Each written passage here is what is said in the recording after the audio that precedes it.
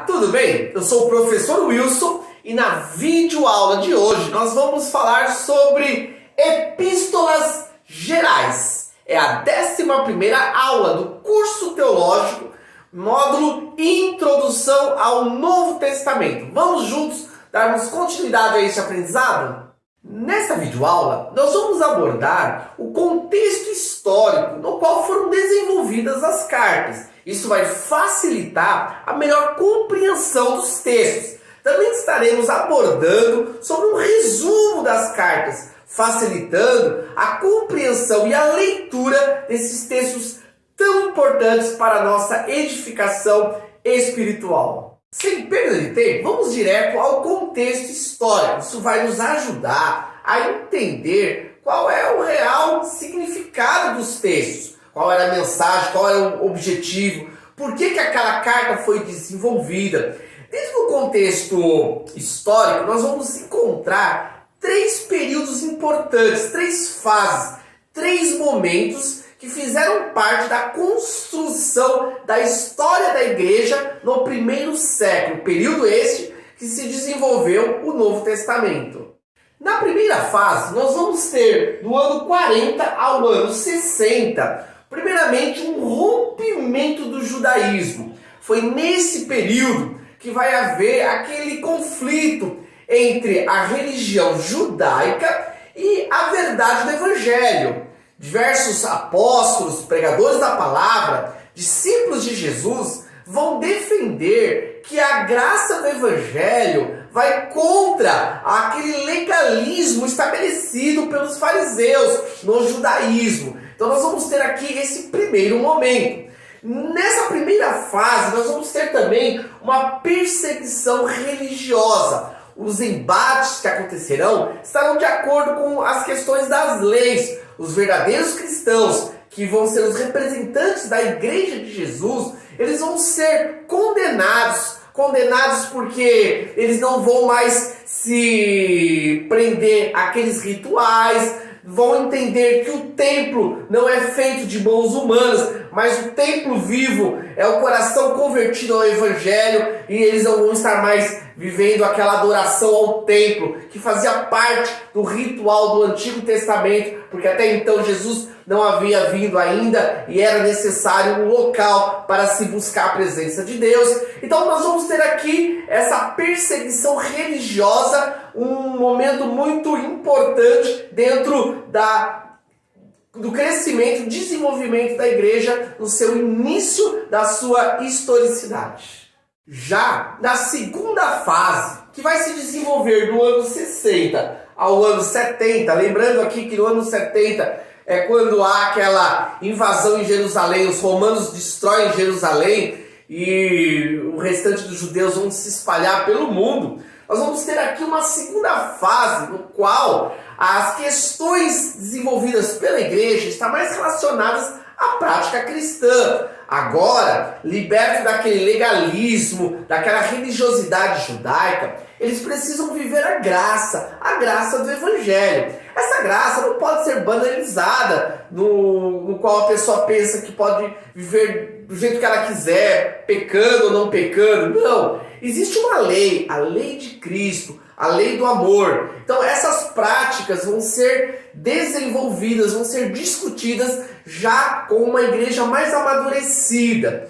É nesse período que os embates da igreja não vão estar mais aos olhos dos religiosos. Pelo contrário, agora são os romanos que estão preocupados com esse movimento que cresce a cada dia, no qual eles não se abatem ou eles não se prostram diante de César, o imperador, mas eles reconhecem que Jesus é Senhor. A partir desse momento, nós vamos ter aqui uma forte perseguição religiosa e política, sendo que na política nós vamos ter aqui a destruição de Jerusalém como uns ataques dos romanos contra a igreja de Cristo. E na terceira fase, que vai se dar do ano 70 ao ano 90, nós vamos ter aqui agora a igreja não restrita mais ao mundo judaico, não. através das viagens missionárias de Paulo e de outros que contribuíram com a propagação do Evangelho, a Igreja de Cristo agora está no mundo todo, principalmente no mundo helenista, no mundo grego, que predominava as filosofias. A partir dali, a fé cristã passa a ser questionada pelos argumentos dos filósofos, pensamentos, as ideologias estabelecidas pelo mundo pagão. A partir dali, vários homens de Deus vão se levantar para defender a fé cristã, defender ela como a verdade não somente para os judeus, mas para o mundo todo, para todo aquele que reconhece Cristo como Salvador. A partir dali, a fé cristã agora vai ser defendida como sendo a verdade para o mundo todo.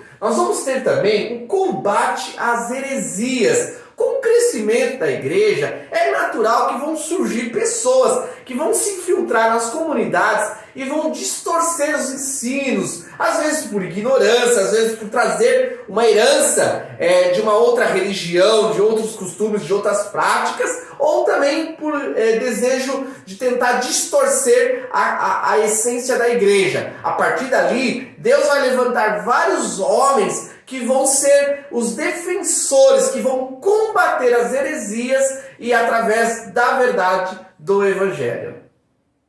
Agora chegou a hora de nós estudarmos as cartas. Vamos aqui fazer um resumo, tendo em vista que nós não temos com precisão o tempo do qual essas cartas foram escritas. Existem aí divergências de datas, por isso fica difícil nós fincarmos aí um posicionamento. Porém, dentro desse contexto, nós já vamos entender que as cartas elas foram desenvolvidas para resolver aquela realidade que nós tratamos no contexto da história da igreja. Ok? Então vamos iniciar aí com Carta aos Hebreus. Essa carta foi escrita no momento no qual os judeus estavam decepcionados ou afligidos por diversos ataques e estavam pensando em retroceder, voltar, desistir da fé, desistir da caminhada, seja mediante perseguição, seja mediante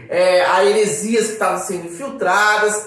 Porém, o escritor de Hebreus, ele faz com detalhamento perfeito a supremacia de Cristo. Ele prova que Cristo é superior a toda aquela esperança do Antigo Testamento. Esperanças essas que o autor vai dizer que eram sombras para a realidade que viria, nesse caso, o Cristo, o Filho de Deus.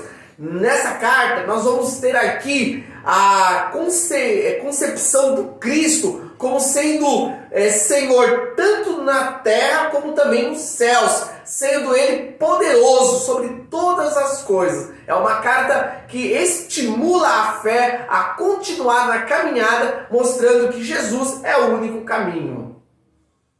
A carta de Tiago é um livro mais doutrinário. É uma carta escrita à comunidade, tendo em vista a prática, a vivência, o dia a dia. Tiago, ele vai enfatizar a questão das obras, por alguns distorcerem a questão do que Tiago está dizendo sobre as obras, achando que Tiago estava valorizando as obras em detrimento da fé. Tiago não está dizendo isso, pelo contrário, ele está dizendo que a nossa fé, a nossa convicção no Evangelho, na obra de Cristo, ela precisa ser comprovada com as nossas obras. Através da fé que temos em Cristo, somos motivados, somos transformados para produzirmos boas obras. E é nessas boas obras que Tiago vai orientar como deve ser o comportamento do cristão.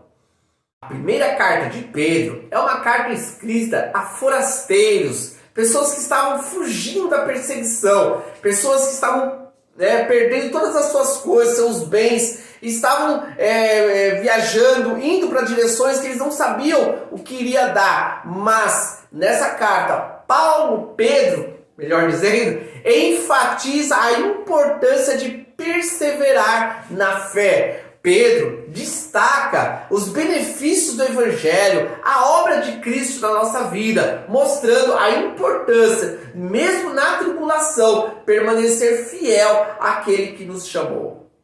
Na segunda carta de Pedro, ele vai dar destaque agora ao problema das heresias, como um bom doutrinador e um homem que tinha a incumbência de fundamentar a igreja na fé verdadeira, nas doutrinas do Senhor Jesus. Ele vai combater as heresias através de uma carta doutrinária. Na primeira carta de João, nós vamos ter aqui o apóstolo preocupado com um movimento que vai tentar destoar a natureza de Cristo.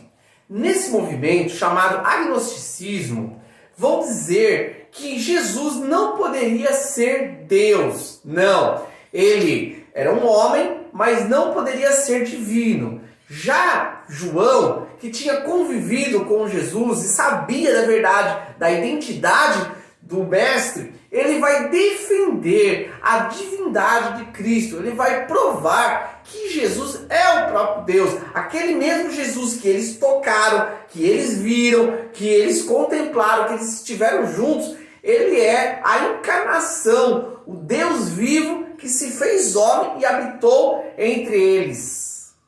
Continuando as suas cartas, na segunda e na terceira, João, ele vai enfatizar a prática cristã. Ele vai dizer a importância do amor. O amor é a base da vida cristã.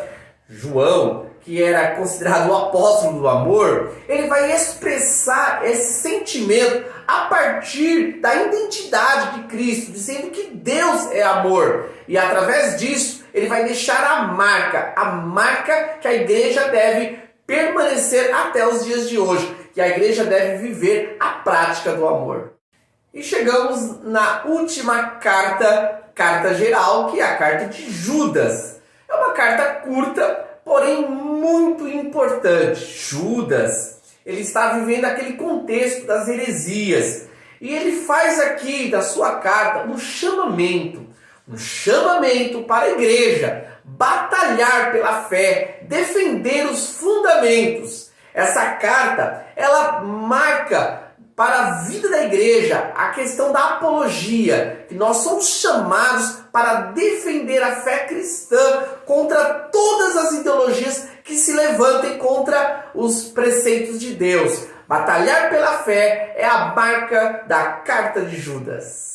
É isso aí, fizemos aí uma abordagem sobre as cartas gerais e precisamos continuar no aprendizado. Nós vamos agora dar continuidade ao curso. Na próxima aula vamos falar sobre livro de Apocalipse, Jesus e os últimos tempos. Vamos entender bem acerca dessas questões. Aguardo vocês para o nosso próximo encontro.